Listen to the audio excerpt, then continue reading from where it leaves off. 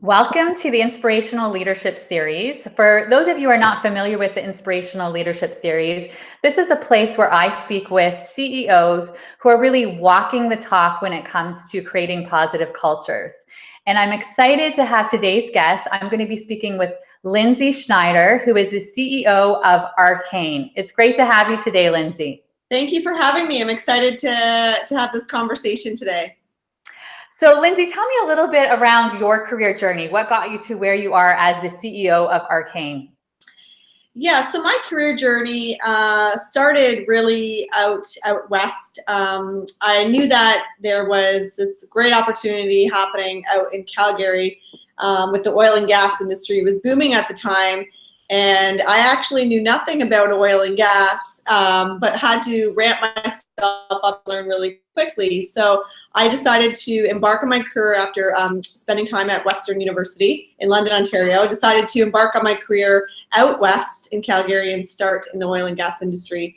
I worked for a fantastic company in the recruitment department. So I did some recruiting. I also did some HR consulting as well. And that at the time was for a global company that specialized in supplying manpower to the oil and gas projects. So I was exposed to many different things in my career, new business development, HR, recruiting, and really how to run an office. So at that time, I was the first Canadian to be hired for this company that was based in the UK in Houston. So I did that for a few years, fantastic opportunity, very grateful that I started my career out there. I learned a lot.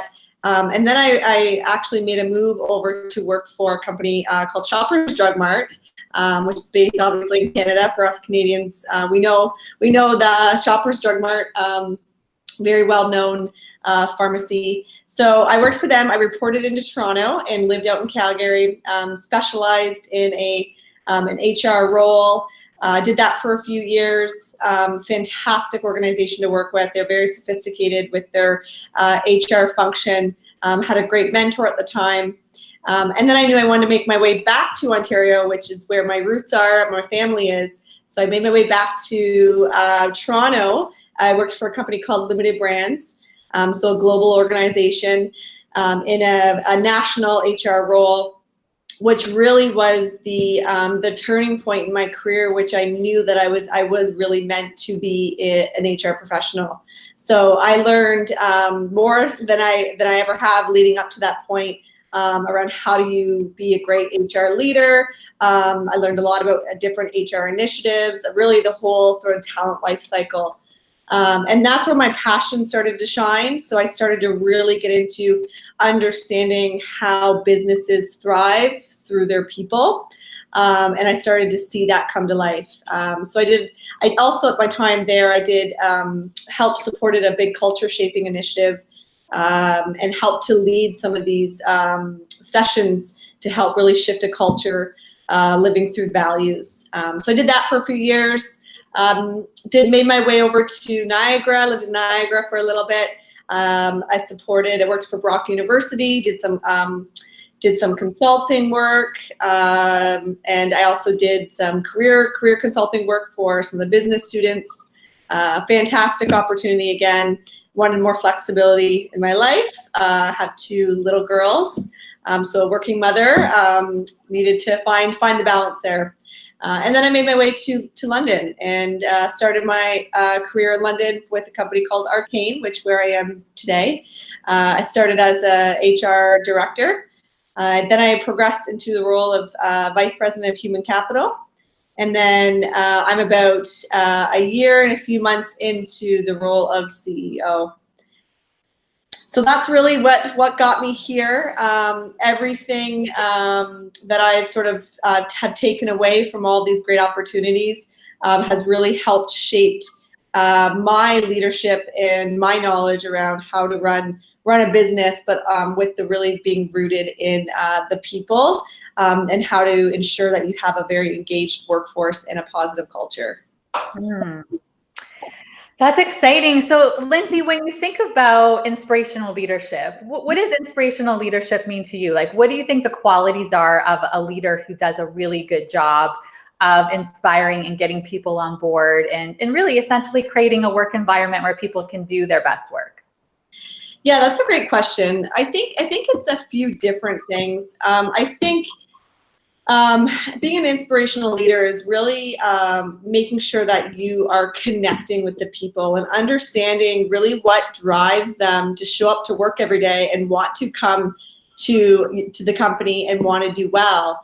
I mean, it's very different, the workforce now, and especially at Arcane, we have a very young workforce. So making sure that we're really connecting with people, we're understanding their purpose and their why, as to why they're wanting to work for you, what motivates them, because that really is going to help you to shape your leadership in how to be inspiring for them, how to empower them, and how to lead them to be fulfilled in their role.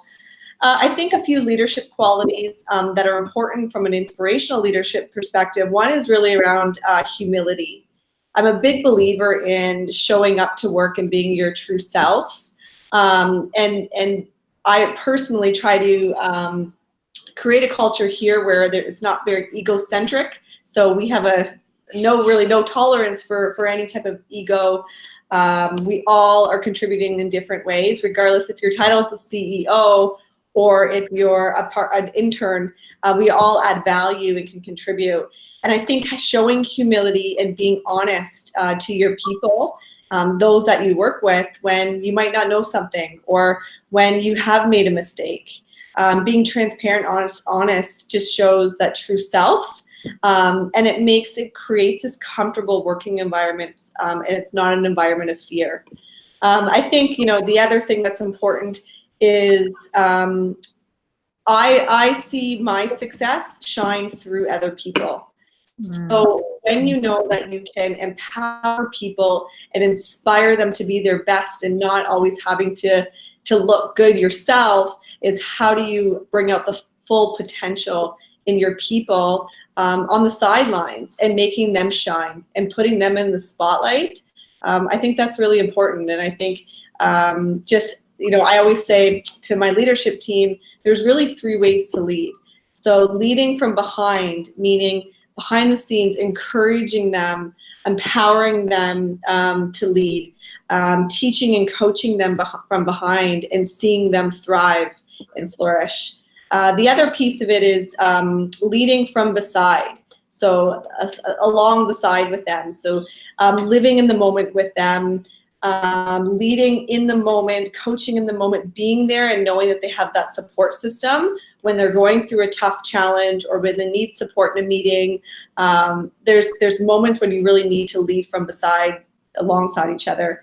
Then there's leading from in front. So the whole shadow of a leader concept. So how do you show up and demonstrate what does it mean to be a good leader? And how does that waterfall effect, they see it, they watch you in action, and how do you really exhibit the type of leadership that you want in your culture? So I really see those 3 ways to lead really important piece in terms of really creating a inspirational culture. I'm really happy that you brought up ego, and I'm really happy to hear when I heard 0 tolerance around ego, because I find that in a lot of organizations that's not the case. So what do you do to create an environment where, first of all, ego is not tolerated? How do you ensure that you're hiring the right people, and then even once people are working there, that those kind of behaviors are not showing up? I think our values are really important to us at Arcane. We've undergone a culture shaping initiative that we started last year around how do we take our values and really live it and take it off that wall or off the piece of paper, and how do our behaviors line up to what those values are. So we really try to stay true to how we behave when we're at work. So whether it's from an inclusion perspective, whether we're in meetings or we're coming together. I mean, as my role being the CEO, I always make sure that I sometimes take a back seat and hear other perspectives, and then really help to encourage people to share their ideas, to feel included, because there have been many times where an idea has come up with somebody on the team that has been fantastic and way better than what I would have thought. So I really try to encourage that. I have a very great group of people from a leadership perspective that I do work with. I do know I have lots of areas of opportunity. There are gaps that I'm working on, and I have great people that help fill those gaps for me, and I really do lean on them when I need that support and I need their expertise and knowledge. So finding those people that will help give different perspective, different way of thinking is really, really important. There are moments when, in a role of a CEO, you will need to be directive and you will need to make those decisions. But I feel like what's been successful for me in my career is just making sure that I've been collaborative in that process and really weighing out the different perspectives on the team to help then make the decision. What do you do at Arcane to ensure that leaders are getting the support and development? Because as you were just mentioning, right, there's always going to be gaps and areas of growth. So for leaders, as they evolve on their journey, what kind of support is available for them? Yeah, I think the biggest support we have is the amount of expertise and knowledge in the building and through the people is so valuable to the development and growth of our leaders over really for anybody in the company. We have a very talented workforce. So really spending time and learning from each other is the most important piece. We spend a lot of time with each other in the building, and we have a lot to offer. And so how do you pay back and how do you give forward? And we try to do that through different forums, whether it's a formal forum where we stand up and we share best practices, or we share things that we're experts in. But I think that's what we're trying to cultivate is how do you lean on each other to really help develop and grow yourself. So that's the biggest piece internally for Arcane. Yeah, so it sounds like you really create a collaborative environment where they can be learning from each other. The other thing that comes up for me, Lindsay, is there are other cultures where they are not living and breathing the values, and they might even have nice value exercises where it shows these are our company values. But if you were to go in and talk to people within the organization, they'd say, yeah, those are our values. But in terms of those action and behaviors showing up, that's not the case. Why do you think some companies struggle to really create those positive cultures? Mm-hmm. I think it's a good question. I think it's making sure you're doing the due diligence as a leadership team to understanding what does it mean in terms of living those values. So do the deep dive, go through your values, understand them, be really grounded in what they are and what behaviors are reflective in each value. You need your leadership team to really be connected to the values and from a behavioral perspective as well, because if that piece is missing, that waterfall effect and that whole shadow of a leader effect isn't as effective. So I think that's really the starting point, is making sure that the leaders are showing up and walking the talk and really living that. That's the most important piece to me. And I think the other piece is, being really true and honest with the team and with each other when we are not living by the values. Mm-hmm. And we're not behaving that way, and reminding and holding each other accountable to that is important. So there's a lot of different things we do, from assessing talent and when we bring them into the organization. There's a few tools we use internally to make sure that we're really staying true to the values. We're reminded, and we're consistently behaving in a way that's reflective of the culture that's really important to us. What do you look at specifically when you're in the hiring process to ensure, because it sounds like there's a really clear understanding of what those values look like. What are you doing to help ensure that you're hiring those people who are going to have that values fit? Mm-hmm. So we find ways to bring our values out in different questions that are being asked when we are assessing candidates. So we'll take our values and we'll craft our sort of questions around them to ensure that we are asking the question and we're gauging whether or not it'd be a good fit. So we do that through situational type interview questions, behavioral type interview questions. So we do that first. We also bring them to the office and to connect and to see what the culture is like and how they would interact. Is really important to see it in real life versus just seeing them in the boardroom or in the meeting room when going through the interview. So there's different stages in the interview process that we'll take them through, but getting a sense of our culture is really, really important to us. You can feel it when you come into the building. You can feel it when you're around the team. So we want to make sure our candidates experience that as well. From a woman in leadership perspective, it's a hot topic right now, and I'm glad it is.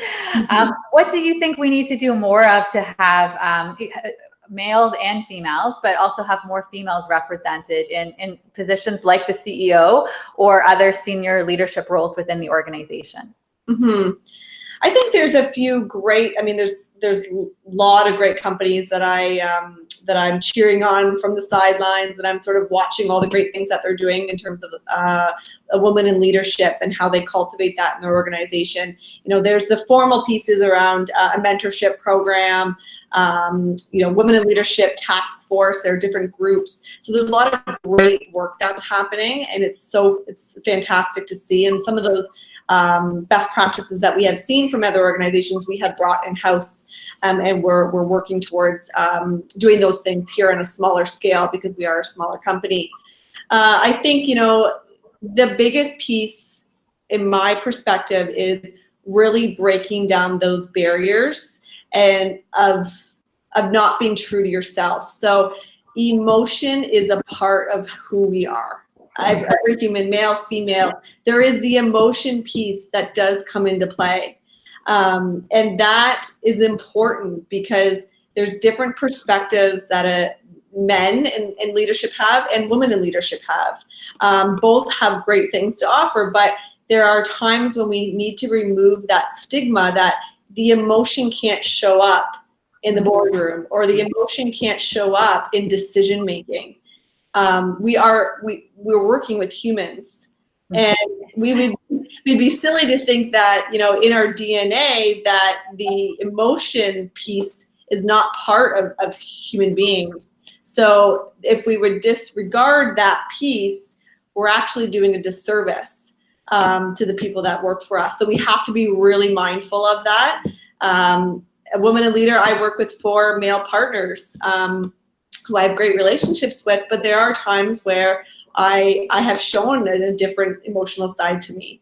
I have been in a meeting and I have shown tears. I've had a breakdown moment, and I share that story with other women in the company because it's important that they know that those situations can happen.